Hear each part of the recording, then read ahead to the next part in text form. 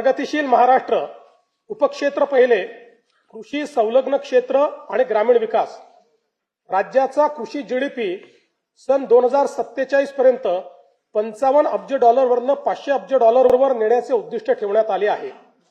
राज्याचा पोशिंदा बळीराजाला केंद्रस्थानी ठेवून शेतीमालाला जागतिक बाजारपेठ उपलब्ध होण्याकरता 10 ते 15 पिकांसाठी एकात्मिक मूल्य साखळी तयार करण्यात येईल। शेतकऱ्यांना सुलभतेने सेवा देण्याकरता ॲग्रीस्टॅक, महावेद, महाडीबीटी आणि इतर डिजिटल प्लॅटफॉर्म्सद्वारे शेतकऱ्यांसाठी एकात्मिक परिसंस्था निर्माण करण्याचे उद्दिष्ट आहे। महाराष्ट्र आज कृत्रिम बुद्धिमत्ता, एआय आणि डिजिटल शेतीमध्ये देशात आघाडीवर आहे। महाविस्तार एआय या प्लॅटफॉर्मवर 30 लाखाहून अधिक शेतकऱ्यांना हवामान अंदाज, पीक सल्ला आणि बाजारभावाची अचूक माहिती मिळत आहे।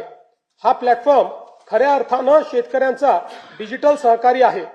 आदिवासी शेतकऱ्यांसाठी आम्ही महाविस्तारमध्ये देहवाली भिली भाषेचा समावेश केला आहे। लवकरच इतर प्रमुख आदिवासी भाषाही यामध्ये जोडल्या जातील। ज्यांच्याकडे स्मार्टफोन नाही अशा शेतकऱ्यांसाठी आम्ही वसुधा ही व्हॉइस सेवा सुरू केली आहे। या फोन कॉलवरच पिकांचे आरोग्य आणि कीड व्यवस्थापनाचा सल्ला दिला जात आहे।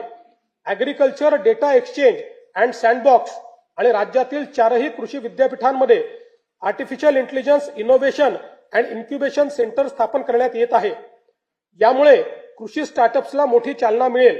या आधुनिक तंत्रज्ञानामुळे शेतीच्या उत्पादन खर्चात 25% कमतरता होऊन शेतकऱ्यांचे उत्पन्न वाढण्यास मोठी मदत होणार आहे। कृषी क्षेत्रातील डेटा व डिजिटल सेवांच्या माध्यमातून शासनाच्या विविध योजनांचा लाभ शेतकऱ्यांपर्यंत जलद व पारदर्शकपणे पोहोचवण्यासाठी राज्यात ॲग्रीस्टॅक योजना राबविण्यात येत आहे। शेतकऱ्यांना फार्मर आयडी देण्यात महाराष्ट्र देशातील अग्रगण्य राज्य असून फेब्रुवारी 2026 पर्यंत 1,31,00,000 फार्मर आयडी तयार झाले आहेत। या योजनेत आम्ही आदिवासी वनपट्टेधारक शेतकरी यांचा देखील समावेश करत आहोत। कृषी समृद्धी योजनेअंतर्गत सन 2026-27 ते सन 2029-30 या 4 वर्षाच्या कालावधीत राज्यातील कृषी क्षेत्रात भांडवली गुंतवणूक वाढवून पायाभूत सुविधा निर्माण करण्यात येतील। राज्यात 5 लाख हेक्टर क्षेत्र नैसर्गिक शेतीखाली आणून सकस व पोषणयुक्त नैसर्गिक शेतीमाल उत्पादित करण्यासाठी आगामी 2 वर्षांमध्ये महाराष्ट्र नैसर्गिक शेती अभियान या नवीन योजनेची अंमलबजावणी करण्यात येणार आहे।